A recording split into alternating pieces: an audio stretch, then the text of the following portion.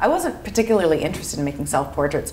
The self-portraiture thing, it didn't evolve out of me and my like identity quest. It evolved out of me just landing on it accidentally and then realizing that it was a way to explore like different things that interested me.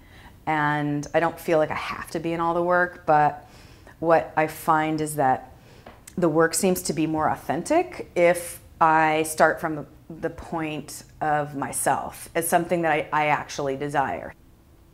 A lot of the work involves me, say, borrowing some rich people's homes and asking, can I borrow your home for a couple of hours with my friends, and we're going to play house in your home. I take snapshots and I make paintings from it.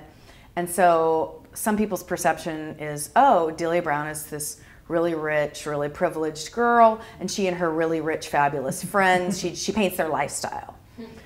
And that's not it. And then other people, a lot of other people say, oh, well, Delia makes these biting satires, critiques of the wealthy class. And I'm like, well, I might have some feelings of hostility towards the wealthy class, but it's not a critique of the wealthy class.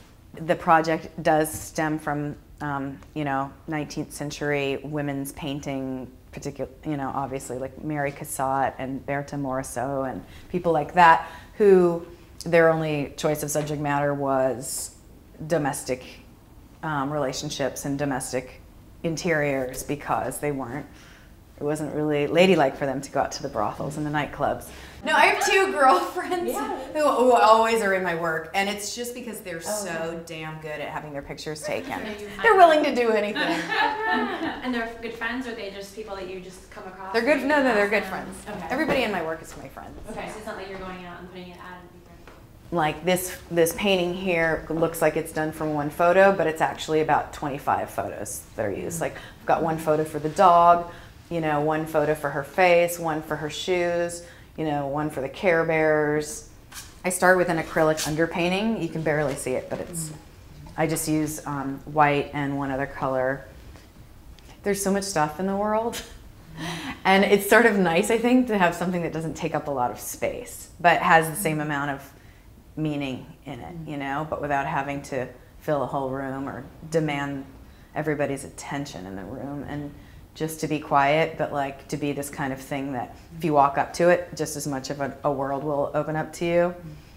But I don't know, maybe it's just living in New York and having small space. It makes me think that, but I don't know. Sometimes when I see really large paintings, even my own, I just think, now, is that really necessary? So my work is about my own desire and my uncomfortability with my own desire. So it's like I only enter spaces that I kind of want, and so to call it just a pure critique or satire is like is putting this kind of pedantic or like this slant on it that's not really true either. So I think it's much more something in between.